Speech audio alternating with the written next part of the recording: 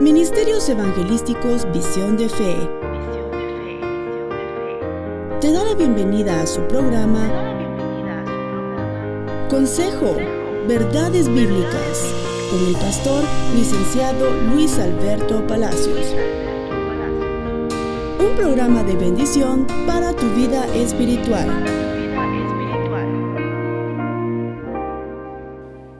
Gloria a Dios, hermanitos amados. Quiero que me acompañen, por favor, al Evangelio de Lucas, capítulo número 18. Evangelio de Lucas, capítulo 18. Vamos a leer 2 versículos, hermano. El día viernes estuve hablando sobre cómo se vive por fe y mencioné algunos aspectos importantes. Estuve también apuntalando el hecho de que el inconverso no puede vivir por fe porque no conoce a Dios. El único que está capacitado para vivir por fe es el que tiene activo al Espíritu Santo. Y el que tiene activo al Espíritu Santo es porque ha pasado por la experiencia de la conversión, porque ha recibido a Cristo Jesús como Salvador y como Señor, y ahora está habilitado por medio del Espíritu para poder vivir una vida de fe. Y mencioné 3 características del que tiene fe. Número 1, confía en Dios. Aquel que confía en el Señor, hermano, es una persona de fe. Segundo aspecto, el que tiene el corazón lleno de paz, porque la paz también es un elemento que solamente puede tener aquel que vive por fe. Y el tercer elemento, que es el gozo inefable. El que tiene gozo, hermano, paz y confianza en Dios, es una persona que está viviendo la fe auténtica, la fe genuina que la palabra relata, esa fe que es la certeza de lo que se espera y la convicción de lo que no se ve. Porque una vida cristiana sin fe no es nada. Si no tenemos fe, si no vivimos fe, si no experimentamos fe, no tenemos absolutamente nada en el Evangelio, hermanos. Por eso necesitamos tener una vida activa de fe, porque dice la palabra, mas mi justo por su fe vivirá, dice el profeta Habacuc, ¿verdad? Mas mi justo por su fe vivirá. Y por eso apuntalaba que habla de una fe personal. Dice mi justo, dice el Señor, como una posesión de Dios. Dice vivirá por su fe. No podemos vivir de fe ajena, hermanos. Por eso les decía que a mí me gusta escuchar testimonios y uno se goza cuando oye testimonios de las cosas que Dios hace, ¿verdad? ¿Cuánto se alegra cuando escuchan de los portentos y las maravillas que Dios hace? Amén. Qué bueno, pero no podemos vivir de una fe ajena.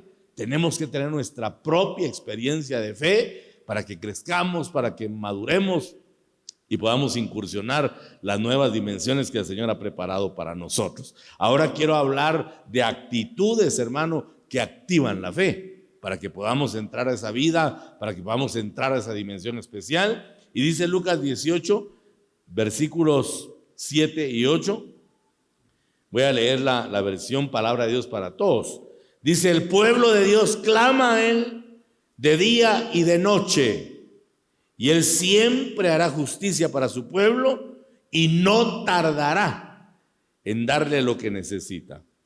Les aseguro que Dios hará justicia rápidamente para defenderlos. Pero cuando el Hijo del Hombre venga a la tierra, oiga cómo dice esta versión, ¿encontrará aquí gente que crea en Él? Oiga esa pregunta. Repito el verso 18.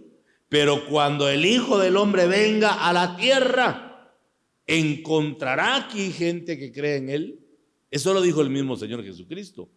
Dice en la versión Reina Valera, les digo que pronto les hará justicia. No obstante, cuando el Hijo del Hombre venga, ¿hallará fe en la tierra? Qué buena pregunta, ¿verdad? A veces en las batallas de la vida, ¿y quién no tiene batallas en la vida? Este evangelio, hermanos, es un evangelio de lucha continua, de lucha constante. El evangelio se caracteriza por ser una faceta de carácter bélico.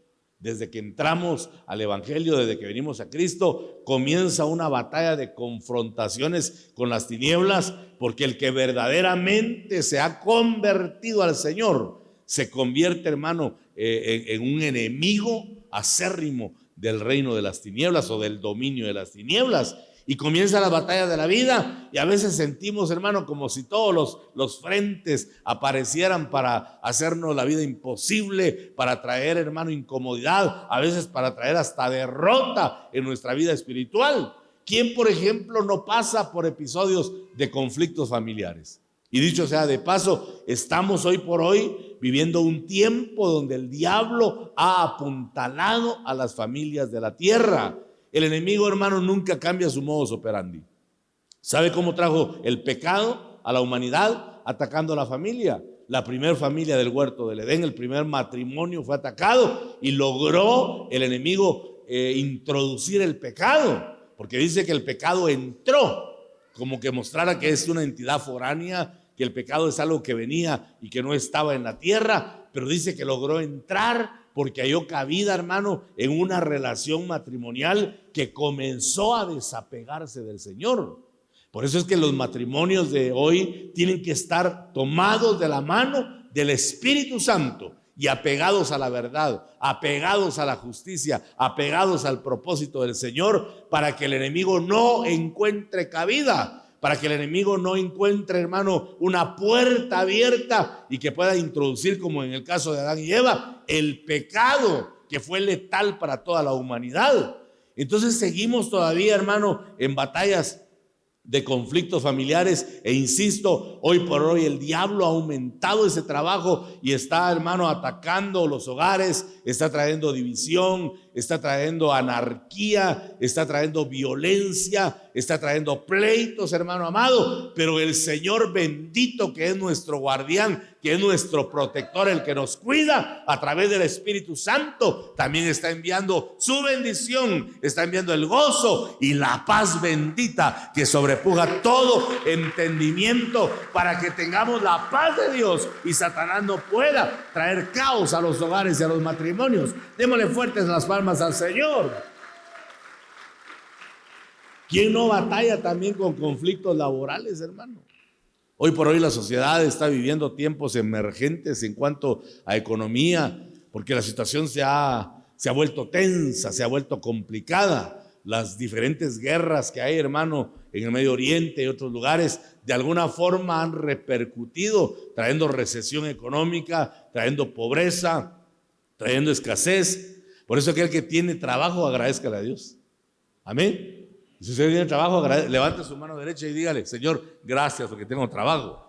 Porque es un tiempo complicado donde muchos están sufriendo reveses laborales, hermano, problemas financieros.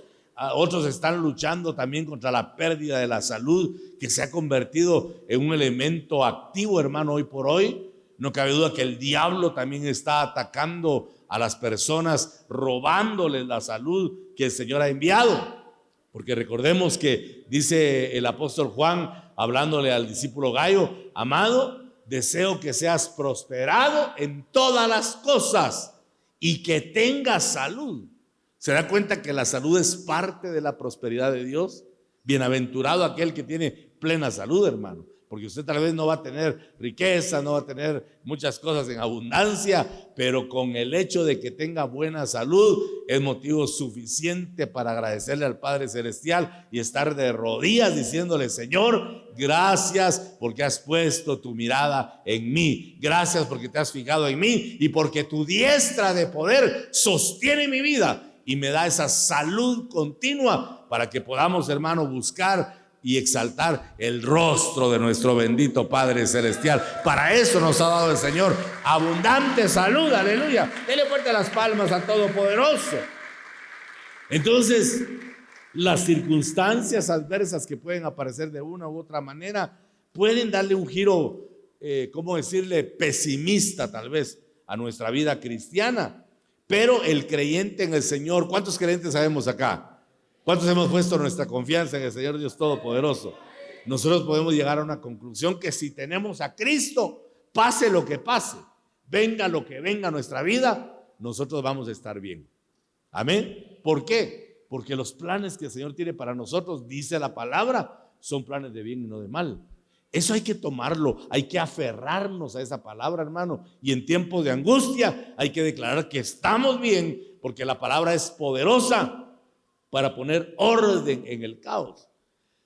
Yo creo que lo que el enemigo a veces persigue, hermanos, es desgastar nuestro nivel de fe.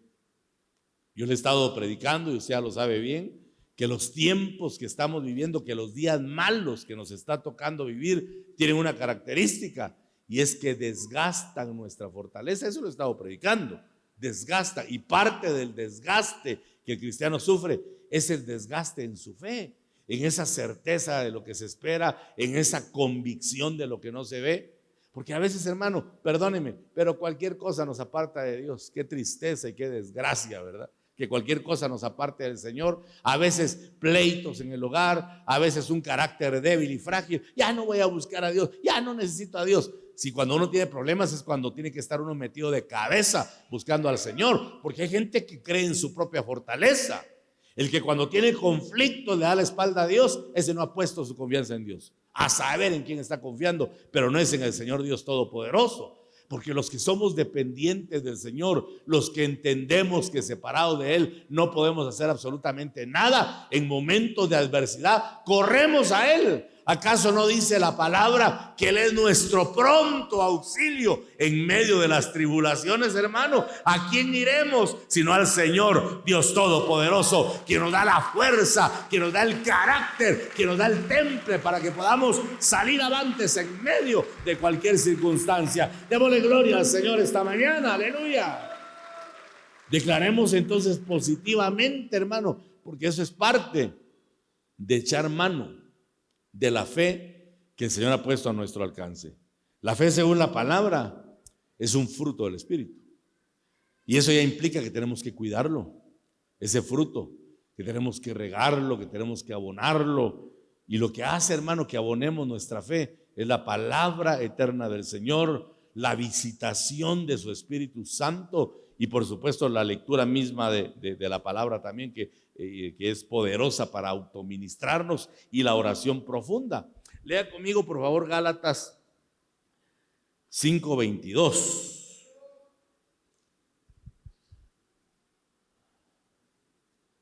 En cambio, el Espíritu produce amor, alegría, paz, paciencia, amabilidad, bondad y fidelidad.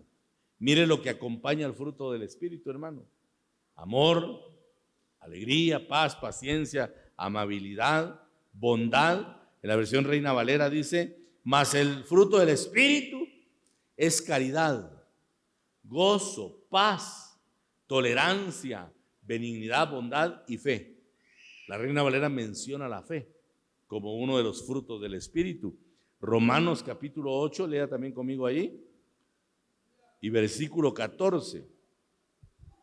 Porque todos los que son guiados por el Espíritu de Dios, los tales son hijos de Dios. Entonces la guianza, hermano, del Espíritu Santo es la que nos va a llevar a puerto seguro y nos va a permitir echar mano de una auténtica y genuina fe, para que no vaya a venir ese desgaste que el Señor Jesús vio proféticamente. Mira, hermano, cuando yo leo en la palabra lo que acabamos de leer en Lucas, y cuando dice: cuando el Hijo del Hombre venga a la tierra, hallará fe, habrá alguien que crea en Él. Hermano, ¿qué nivel de apostasía se irá a dar en este tiempo final? Y por eso es que yo le he animado mucho, y vuelvo otra vez a hacerlo aprovechando la ocasión. Le insto en el amor del Señor, le ruego, como Pablo rogaba a sus discípulos, hermano, que tengamos permanencia, hombre. No nos dejemos mover por cualquier viento de doctrina, ni por impulsos almáticos. Qué desgracia que la gente se deja mover por impulsos del alma, porque ya no sienten comodidad. Hermano, disculpe, ¿quién le dijo a usted que el evangelio es para sentir comodidad? Esto no es para sentir comodidad. El que nos dio el ejemplo, hermano, de cómo se vive el evangelio fue nuestro Señor Jesucristo. ¿Estamos de acuerdo en eso? Le pregunto, ¿sería cómodo para Él llevar la cruz a cuestas? ¿Sería cómodo para Él que lo azotaran y que le hicieran pedazos su cuerpo, que lo coronaran de espinas y que lo abofetearan? Yo creo que desde ahí el Señor nos estaba ya mostrando el camino que decidimos tomar. Por eso el Señor Jesús, hermano, previo a ser exaltado, previo a volver al Padre, Él dijo: en el mundo tendréis aflicción. Eso debemos entenderlo, hermano. El evangelio no es para sentir comodidad, pero ¿cuánta gente se mueve? Y yo ya no me siento cómodo en la iglesia. Yo insisto, ¿quién te dijo que la iglesia es para sentir comodidad? Y por eso muchos van a enterrar la nariz, porque se mueven guiados por el alma, no guiados por el Espíritu Santo, no guiados por Dios. Ay, ¿por qué le digo esto? Porque mi pastor, hermano Héctor Nufio, habla de la necesidad imperiosa de permanecer. Mi pastor dice que quien ha pasado por 3 o 4 iglesias, potencialmente para él ya es un apóstata. Y para mí también. Eso ya es apostasía. Eso ya es negar la fe. Porque si yo no puedo mantenerme fiel a un lugar donde me han dado cuidado, a un lugar donde me han dado amor, hermano, vamos a convertirnos en cristianos cíclicos, enfermizos. Porque la gente, hermano, cuando tiene problemas en el alma, llega a un lugar: ay, este es mi lugar, este es mi lugar. Y a los 6 meses ya va para otro. Porque el problema no está en las iglesias. Muchos dicen: es que ese pastor es malo, es que esa iglesia es mala. Y nunca reconocen que los malos son ellos, hermano. Que los que tienen el problema en el alma son ellos. Ellos son los que tienen conflictos interiores. ¿Por qué? Porque no han desarrollado la fe. Porque no se han dejado guiar. Por eso dice Romanos 8:14: todos los que son guiados por el Espíritu de Dios, los tales son hijos de Dios. Y hermano, muchas veces el Espíritu Santo en su guianza nos va a llevar a lugares donde no queremos ir. Jesús le dijo a Pedro: cuando eras joven te ceñías e ibas a donde querías, pero cuando seas maduro, cuando seas viejo, dice en la versión literal, pero significa la palabra griega, cuando seas maduro, otro te ceñirá, el Espíritu Santo, y te llevará a lugares a donde tú no quieres ir. Y mire, cuando él habló a Pedro que fuera a visitar a Cornelio, no quería ir, hermano. Primero Dios le mostró un lienzo blanco y le mostró aves, cuadrúpedos, reptiles, y la voz divina le dijo: Pedro, mata y come. ¿Y qué le dijo Pedro? Jamás ha entrado cosa inmunda en mi boca. Oiga eso, hermano. Qué terrible es el legalismo, ¿verdad? Porque el legalismo muchas veces nos hace sentirnos más justos que Dios. Pedro, mata y come. No, jamás ha entrado cosa inmunda. Y el Señor le dice: no llames inmundo lo que yo he creado. ¿Sabe por qué le dijo eso? Le dijo eso porque era necesario, hermano, que fuera a visitar a Cornelio. Los gentiles para los judíos eran considerados perros. Y si Dios no le hubiera hablado en la visión a Pedro, quizá no hubiera ido. Es más, cuando llega a la casa de Cornelio, lo primero que Pedro le dice es que no hay relación entre judío y gentil. Todavía sí saca su nacionalismo, todavía sí saca su prejuicio, pero el punto es que cuando el Espíritu Santo te está guiando, Él te va a llevar a lugares donde no quieres ir. Y parte, yo creo, hermano, de la genuina guianza del Espíritu, parte de eso es cuando no nos sentimos cómodos en lo que hacemos. Porque no es asunto de comodidad, es asunto de obediencia al Espíritu Santo. Por eso le muestro el ejemplo clímax del Señor Jesucristo, que llevó la cruz a cuestas, que fue despedazado por sus adversarios, pero mantuvo siempre el gozo delante de sí, porque tenía una fe activa, como la que primeramente Dios tenemos nosotros también, ¿verdad? Porque el Espíritu Santo nos está trabajando y a veces las circunstancias malas vienen una tras otra, pero bendito sea el Señor, porque nos está madurando, nos está dando paciencia, y la paciencia nos hace completos, dice la palabra, delante de nuestro Señor Jesucristo. Aleluya, bendito sea su santo nombre. Dele fuerte las palmas al Señor esta mañana. Ahora volvamos al pasaje de Lucas 18:8. Os digo que los defenderá presto, dice acá la versión Reina Valera, porque la pregunta es: ¿y Dios no hará justicia a sus escogidos? Le pregunto, ¿Dios no hará justicia a sus escogidos que claman a Él día y noche? Mire, hermano, aquí voy a sentar doctrina. ¿Hace Dios justicia a sus escogidos? Le pregunto a usted. Sí, amén. ¿Hace Dios justicia a los escogidos? Sí, pero ¿a qué escogidos? A los que claman a Él día y noche, día y noche, a los que mantienen un círculo virtuoso de comunión con Dios, a los que no se desesperan, aun en la tardanza. Y dice acá, os digo que los defenderá presto. Y esa palabra, hermano, dice la palabra presto, es auxiliar a alguien que está, dice, como afligido por la larga demora.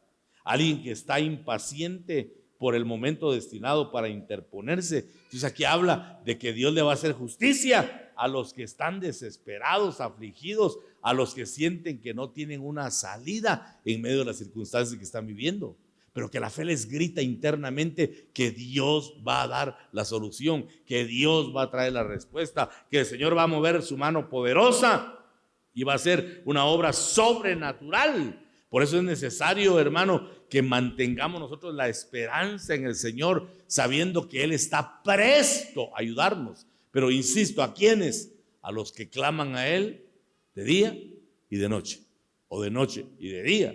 El Señor está presto a auxiliarlos. Ahora dice, empero cuando el Hijo del Hombre venga, hallará fe en la tierra. Es decir, todavía antes que venga el Hijo del Hombre para vengar los males de su iglesia. Porque el verso anterior, el verso 7, ya nos ha dicho que Dios va a hacer justicia a sus escogidos. Hermano, es muy sano que cuando algo ha lastimado nuestra alma, que cuando sentimos que alguien ha actuado en injusticia, le pregunto, ¿alguna vez usted siente que alguien ha actuado injustamente en contra suya? ¿Sí? ¿Qué debemos hacer? ¿Qué debemos hacer? Clamar y volcar nuestra molestia, por no decir amargura. Porque cuando a alguien le hace una injusticia, el alma se comienza a amargar, hermano. Y si uno no escupe la hiel como el Señor la escupió en la cruz, le pusieron hiel en la boca y la escupió. Y ahí nos enseñó el maestro que cuando vienen momentos difíciles, que cuando alguien ha vulnerado, hermano, nuestra justicia, tenemos que escupir la amargura. ¿Y cómo se logra eso? Clamando al Señor, poniendo a los pies del Señor, quitando del corazón lo que nos ha lastimado. Hay que decirle expresamente, Señor, por favor desarraiga este dolor. Señor, quita esta molestia. Señor, por favor, quita estos pensamientos que torturan mi alma. Yo los pongo a tus pies. Pero, hermano, eso tiene un significado. Dios hará justicia. Él va a vengar los males que le han sido hechos a su pueblo. Va a venir la esperanza, hermano, de una manera tan sobrenatural que aún en lo prolongado de la demora, el Señor va a traer respuesta y vamos a ver nosotros la justicia perfecta de Dios corrigiendo la injusticia imperfecta de los hombres. Pero ahora el Señor dice en medio de este clima, porque mire, yo entiendo muy bien la fuerza del versículo. Lo que está diciendo el Señor es que las injusticias que pasas en la vida no te roben la fe. Porque mire, hermano, cuando uno comienza a ver gente que actúa mal, uno a veces en su locura dice, Señor, mándales juicio a estos ingratos, Señor, yo quiero ver el trato, y no les pasa nada. ¿Sabe cómo? Como cuando Jonás se sentó para ver cómo destruían Nínive. Hasta buscó un arbolito con sombra y ahí se sentó de espectador y dijo, qué chulo se va a ver cuando venga fuego del cielo y consuma a estos desgraciados que nos han hecho tanto mal. Y Dios no hizo nada. Y se puso Jonás bravo. Ya sabía que no ibas a hacer nada. Ya sabía que no ibas a actuar. Porque eres un Dios lento para la ira y grande en misericordia, que perdonas el pecado. Mire cómo es la justicia de Dios. Pero ¿cuál es el problema? Que cuando uno mira que Dios no actúa, como que la fe va menguando. ¿Y dónde está Dios? ¿Y dónde está Dios que no mira mi causa? Mira, Señor, cuántas lágrimas he derramado por esos ingratos y tú no haces nada. Pero dice la palabra, les aseguro que Dios hará justicia a sus siervos que claman a Él de día y de noche, que están continuamente presentando su queja. Les hará el Señor justicia a su tiempo. Pero el Señor advierte Cuidado, que ese sentimiento de ira, que ese sentimiento de cólera, que ese sentimiento de amargura no vaya a asesinar la fe que hay en ti. Porque lo que el Señor está diciendo, que por la demora de su justicia, por la tardanza, que yo creo que es misericordia. Recuerde, hermano, que aún a la misma Jezabel, que el Señor reprende esa potestad, pero dice Apocalipsis, ya le di tiempo para que se arrepienta. Mire cómo es Dios, hermano. Ya le he dado tiempo para que se arrepienta.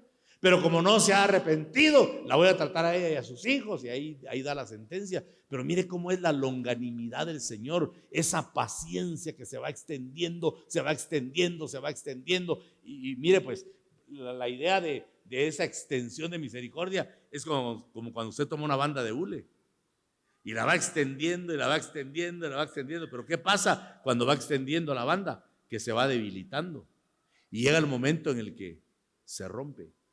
Así es la paciencia de Dios.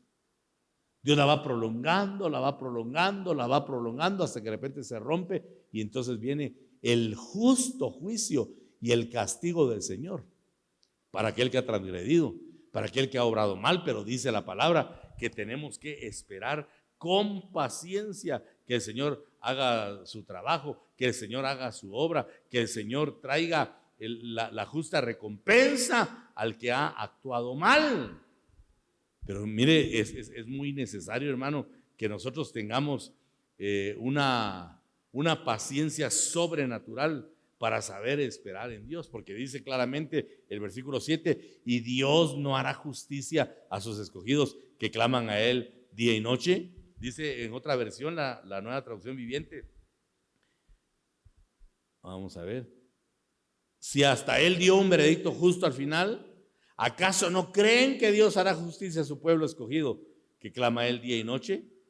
¿Seguirá aplazando su respuesta? Pregunta. Les digo que pronto les hará justicia, pero cuando el Hijo del Hombre, que es un título que empleaba para referirse a sí mismo, cuando regrese el Hijo del Hombre, ¿a cuántas personas con fe encontrará en la tierra? ¿Qué es lo que va a desgastar entonces la fe? La tardanza, aparente tardanza le voy a llamar, en la justicia de Dios. ¿Qué espera Dios entonces, hermano, para que la fe se mantenga nutrida?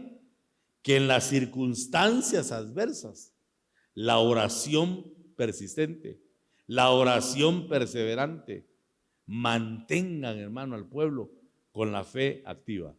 Cuando tú no veas respuesta, cuando veas que a la injusticia o a las injusticias en plural que han aparecido en tu camino, Dios no les da el pago, espera, ora profundamente y dile: Señor, yo voy a vaciar lo que tengo aquí en el corazón. Quizá por eso dice el apóstol Pedro: echando toda vuestra ansiedad en Él, sabiendo que Él tiene cuidado de vosotros, hermano, que a pesar de toda injuria, a pesar de la demora en la respuesta, que nosotros mantengamos un alivio que sostenga nuestra fe en firmeza y que nos permita seguir confiando, que ese sea una continuidad, que nuestra fe sea una confianza total al Señor, ya sea porque responda pronto o porque tarde en responder, que no se desgaste nuestra fe cristiana.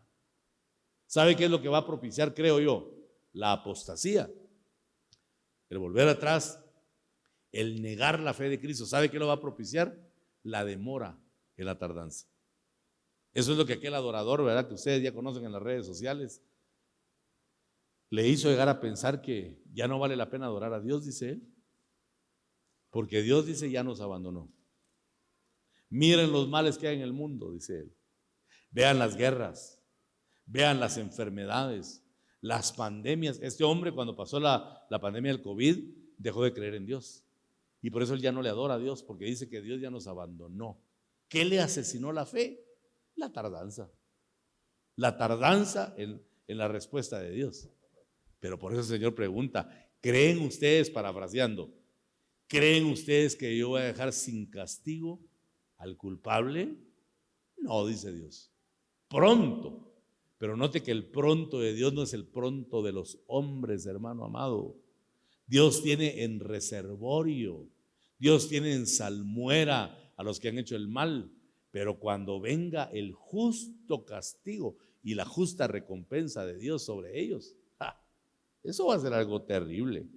Pero mientras tanto nosotros conservemos nuestra auténtica fe, mantengamos nuestro credo en el Señor. Y hay actitudes, ese es el tema, no he podido entrar yo a eso, que nos van a permitir que nuestra fe sea una fe creciente, una fe desarrollada. Marcos capítulo 7, que es un pasaje clásico, hermano, de la fe que el Señor desarrolla. Marcos capítulo 7, versículos 24 en adelante, que habla de la fe de la mujer sirofenicia. Ya hemos hablado de este tema, ¿verdad? Es un pasaje de verdad muy, pero muy impactante, hermano, que sigue enseñándonos y es una fuente inagotable. Dice Marcos 7, ¿está conmigo ahí? Versos 24 en adelante. Levantándose de ahí, se fue a la región de Tiro y de Sidón, y entrando en una casa, no quiso que nadie lo supiese, pero no pudo esconderse, porque dice que el Señor iba a descansar ahí. Porque una mujer cuya hija tenía un espíritu inmundo, luego que oyó de él, vino y se postró a sus pies. La mujer era griega y sirofenicia de nación, y le rogaba que echase fuera de su hija el demonio. Pero Jesús le dijo: deja primero que se sacien los hijos, porque no está bien tomar el pan de los hijos y echarlo a los perrillos. Respondió ella y le dijo: sí, Señor, pero aún los perrillos debajo de la mesa comen de las migajas de los hijos. Entonces le dijo: por esta palabra ve, por esta palabra. ¿Qué palabra?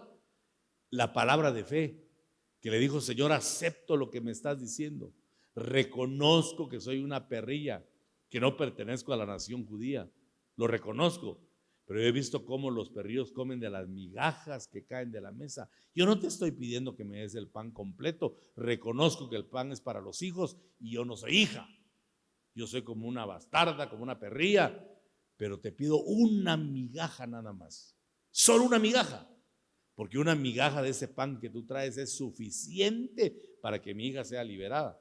Y le dijo el Señor: por esta palabra ve, el demonio ya ha salido de tu hija. Mira, hermano, la confianza que esa mujer puso en el Señor. Ahora yo lo que me pongo a pensar es: ¿cómo es posible que una mujer reciba tanto beneficio con una migaja y que los hijos que tenemos derecho al pan completo no echemos mano de él? Ese es el pan de la liberación, hermano. Lo que traía el Señor era el pan de la liberación y lo traía para los hijos. Y qué triste ver a un pueblo que tiene pan y no tiene hambre, y qué triste es ver a una sirofenicia que tiene hambre pero no tiene pan. Qué contradicciones hay en la vida. Por eso aprendamos a amar el pan que el Señor trae, aprendamos a amar la palabra que el Señor nos da. Por eso es que le digo, cada vez que anunciamos un evento donde va a haber palabra, usted tiene que desbordarse, hermano. Yo le decía a mi esposa y a mi hijo: a veces me molesta la actitud del pueblo o tal vez ya se cansaron de oírme. Mira que estoy pensando seriamente no predicar durante 4 meses en la iglesia, y tal vez lo voy a poner por obra y voy a delegar a los líderes. 4 meses completos no voy a predicar, para que ustedes aprendan a valorar la palabra que Dios ha dado, porque muchas veces se desvaloriza lo que Dios da, lo que Dios manda, y la gente como que ya se hartó de estar escuchando lo mismo. Entonces voy a poner a líderes que prediquen durante 4 meses y a ver si así se le despierta el hambre a usted, porque hay gente que no tiene agradecimiento. Mire, hermano, cuando mi pastor anunciaba un evento donde él iba a predicar, nosotros hacíamos lo que fuera con tal de agenciarnos del recurso para ir a escucharlo. Yo amaba la palabra, quizá por eso es que tengo algo para enseñar hoy, porque toda mi vida he amado la palabra. Pero a veces la gente mira con mucha indiferencia, porque es pueblo que tiene pan, pero no tiene hambre de Dios. En cambio, esta mujer tenía hambre y tristemente no tenía pan, como ocurre en muchos lugares, donde la gente persevera, donde la gente se esfuerza, donde la gente va y no escucha nada, hermano. No hay pan para saciar su hambre, y muchos sí tienen el pan y no lo aprovechan. Entonces el Señor le dijo: qué bárbara tu fe. Ve con esa palabra, ve con esa convicción que tienes, porque tu hija ya está libre. Solo con haber pensado en una migaja del pan, solo con haberlo pensado, solo con haber propuesto en su corazón, hermano, tener fe en el Señor. Le digo, ya tu hija está liberada. Y cuando llegó ella, dice el verso 30, a su casa, halló que el demonio había salido y a la hija acostada en la cama, totalmente libre. Aleluya. Ese es el poder de nuestro Señor, hermano. Démosle fuerte las palmas al bendito Rey. Jesús estaba probando su fe y se desarrolló la fe en ella. Porque la fe auténtica es la que se sobrepone a los tiempos de espera. Se sobrepone a los tiempos del silencio de Dios. Porque hay ocasiones en las que Dios no habla una sola palabra. Y decía el apóstol fundador de nuestra misión que cuando Dios no habla, habla. El silencio de Dios habla, hermano. Si usted está pidiendo en oración algo y Dios no le responde, escuche lo que le está tratando de decir. Porque insisto, cuando Dios no habla, nos está hablando. Recordemos entonces que el amor del Señor es un amor inagotable y que Él responde a la oración mucho más de lo que nosotros podemos esperar, y que cuando calla lo hace por amor, dice Sofonías 3:17, Él callará de amor, dice, ¿verdad? A veces cuando Dios está en silencio, Él está callando por amor, porque nos quiere enseñar algo especial. Ahora, la fe de esta sirofenicia debía crecer, tenía que ir en desarrollo, porque dice Marcos 9:23 que al que cree, todo le es posible. Pero hay que tener esa certeza, esa convicción, hermano, y permitirle al Señor que trabaje en nuestra vida y saber que hasta lo más mínimo que Dios nos dé, tiene un poder increíble. Mire lo que provocó esa migaja que ella pidió, la liberación de su hija, que a saber por cuánto tiempo estuvo atormentada por un demonio, a saber qué hizo esa mujer, cuánto luchó. Yo no sé, hermano, qué situaciones tuvo que vivir para que su hija fuera liberada. Pero llegó el momento oportuno en que Jesús pasó por la región y dijo ella, ahora es el momento, ahora es cuando voy a echar mano del poder que ese hombre trae y mi hija va a ser liberada. Y mire lo que Dios provocó, por una fe que no se dejó doblegar por las circunstancias, que se mantuvo. Por eso le estoy predicando, que si no miramos las respuestas que deseamos, que no se vaya a desgastar nuestra fe. Mantengámosla. Como Job, que dijo, yo sé que mi Redentor vive, y aunque esta mi piel sea deshecha, yo sé que del mismo polvo Él me levantará. Y finalmente dice Job, aunque me muera, yo seguiré confiando en Él. O sea que ni la muerte le pudo extinguir la fe. Le podía, porque no se murió en la prueba. Pero él dijo, aunque me muera, si me voy a morir, mi fe se va a mantener firme, porque yo voy a seguir confiando en Él, aunque esté muerto. Esa es la fe inquebrantable. ¿Cuántos dicen amén? Amén. Aleluya. Segundo aspecto, Mateo 20, por favor. Versos 30 en adelante. Mateo capítulo 20, versículos 30 en adelante. Dice la palabra del Señor. ¿Estamos ahí, hermanitos? Y dos ciegos que estaban sentados junto al camino, cuando oyeron que Jesús pasaba, clamaron diciendo, Señor, Hijo de David, ten misericordia de nosotros. Y la gente les reprendió para que callasen, pero ellos clamaban más diciendo, Señor, Hijo de David, ten misericordia de nosotros. Y deteniéndose Jesús los llamó y les dijo, ¿qué queréis que os haga? Ellos le dijeron, Señor, que sean abiertos nuestros ojos. Entonces Jesús, compadecido, les tocó los ojos y enseguida recibieron la vista y le siguieron. ¿Sabe qué mostraron esos ciegos? Una verdadera necesidad de Dios. Porque me llama mucho la atención que el pasaje dice, y dos ciegos que estaban sentados, ¿dónde estaban sentados? Dice, ¿cómo? ¿Cómo dice su versión bíblica? Y dos ciegos que estaban sentados, dice esta, junto al camino. ¿Sabe por qué viene la ceguera? Por no estar en el camino, sino estar sentados junto. Es que nosotros podemos estar a la par de Jesús, Pero la idea es que estemos en Jesús, no a la par. Estos eran ciegos, ¿qué? Amigos del Evangelio. Ahí estaban sentados junto a Jesús, pero estaban ciegos, porque la ceguera puede alcanzarnos cuando estamos junto a Jesús. Pero cuando estamos en Jesús no puede haber ceguera, porque Él es fuente de toda luz. Mire qué interesante eso. Oyeron, dice, porque tenían atrofiada su vista, pero no su oído, que Jesús pasaba, y clamaron diciendo: Señor, Hijo de David, ten misericordia de nosotros. Y la gente le reprendió para que se callaran, pero ellos clamaban más diciendo: Señor, Hijo de David, ten misericordia de nosotros. Y deteniéndose Jesús, los llamó. Jesús sigue llamando a los que están junto al camino para que entren al camino. Y los llamó, hermano. Y les dijo el Señor: ¿qué queréis que os haga? Ellos le dijeron: Señor, que sean abiertos nuestros ojos. ¿Sabe a quiénes les va a traer luz el Señor? A los que reconocen que están ciegos, a los que reconocen que son de vista corta, a los que no pueden ver las maravillas del Señor.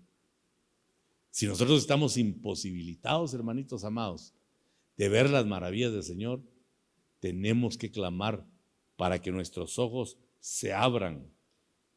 Entonces dice Jesús, compadecido, les tocó los ojos y enseguida recibieron la vista y le siguieron. Porque ellos mostraron, hermano, una persistencia que va más allá del creer.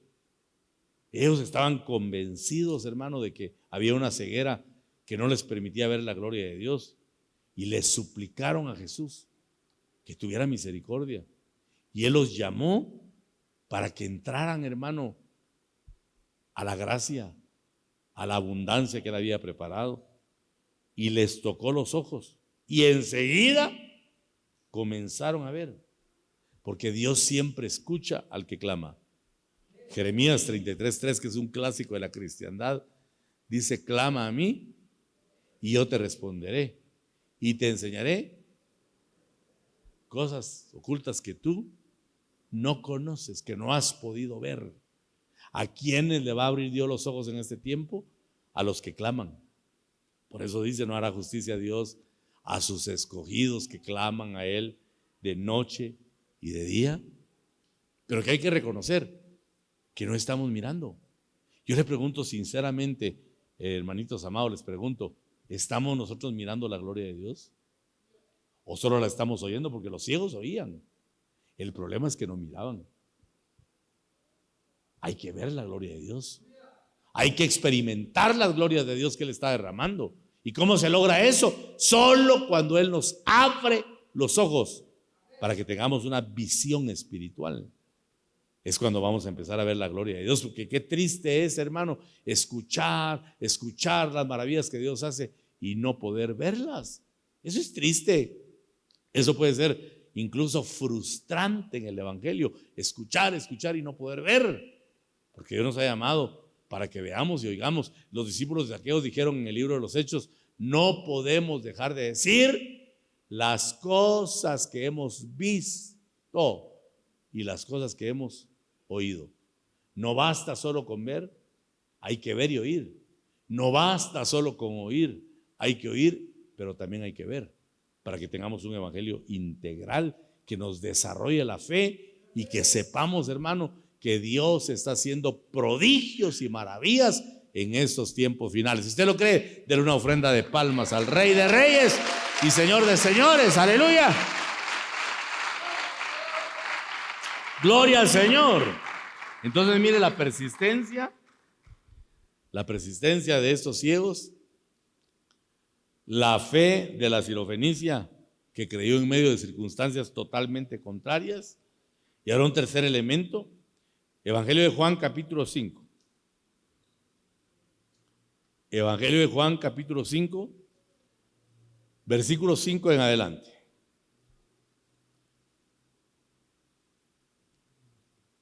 Gloria al Señor. Y había ahí un hombre que hacía 38 años que estaba enfermo. Cuando Jesús lo vio acostado y supo que llevaba ya mucho tiempo así, le dijo: ¿quieres ser sano? Señor, le respondió el enfermo, no tengo quien me meta en el estanque cuando se quite el agua. Y entre tanto que yo voy, otro desciende antes que yo. Jesús le dijo: levántate, toma tu lecho y anda.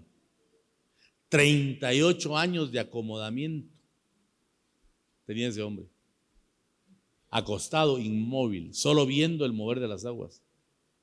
¿Cuánta gente se deleita viendo el mover de las aguas y se acostumbran tanto a ser solo observadores que se les quita el impulso de vivir el mover de las aguas?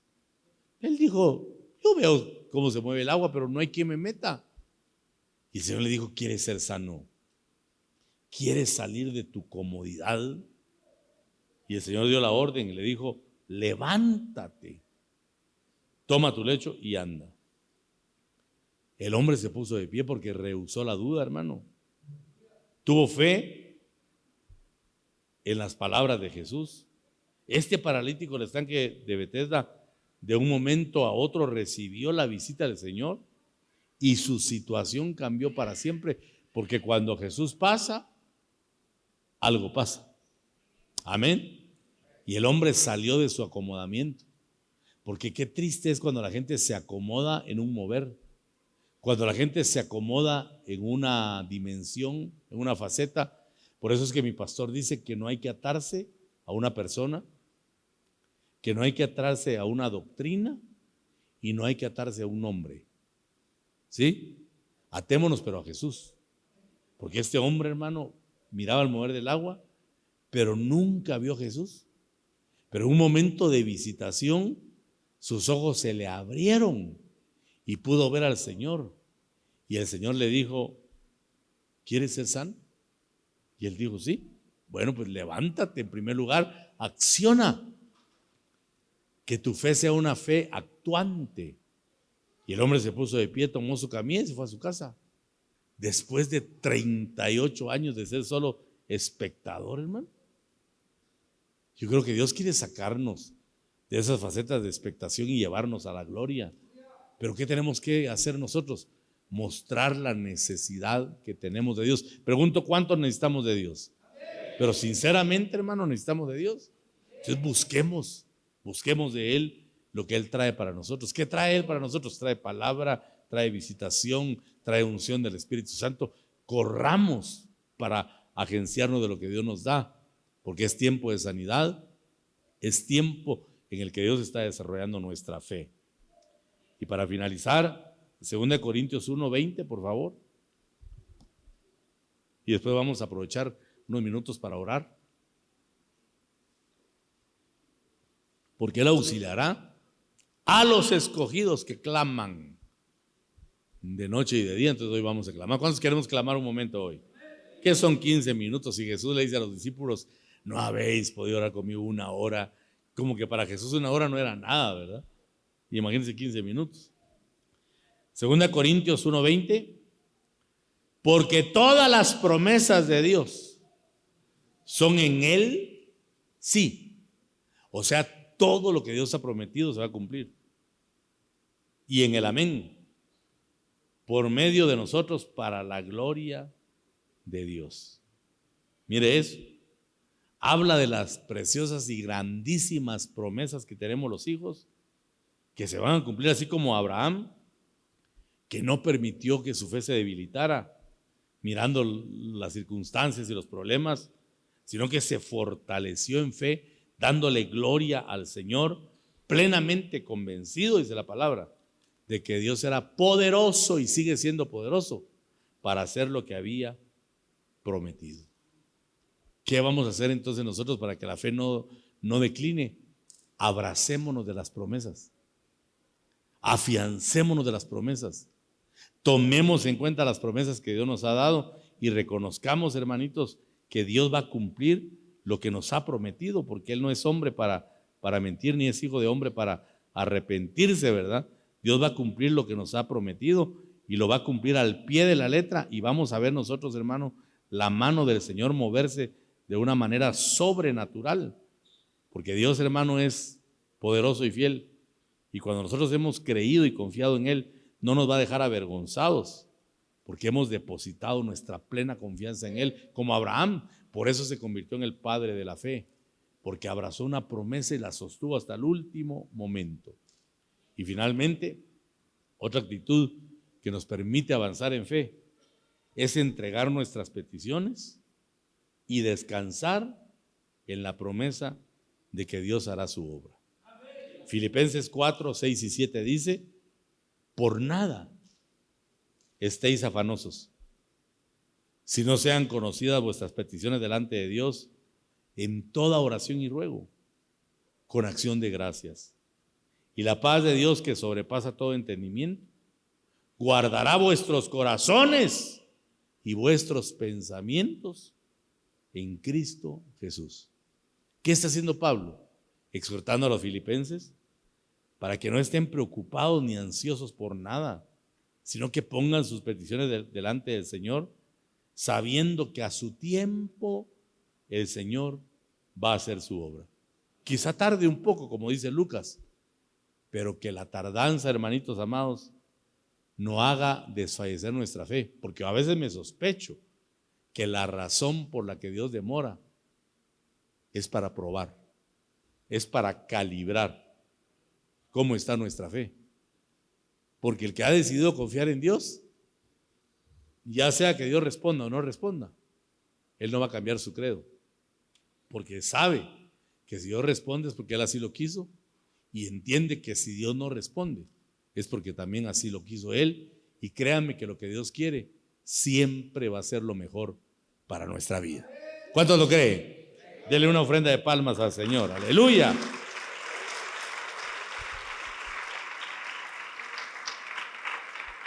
Entonces, hermano, esta mañana pidámosle al Padre Celestial, digámosle: Señor, yo necesito que desarrolles mi fe. Yo necesito que me auxilies, Padre Celestial, que me ayudes para que pueda salir avante en medio de esta circunstancia y para que vea tu mano poderosa moverse en favor de mí.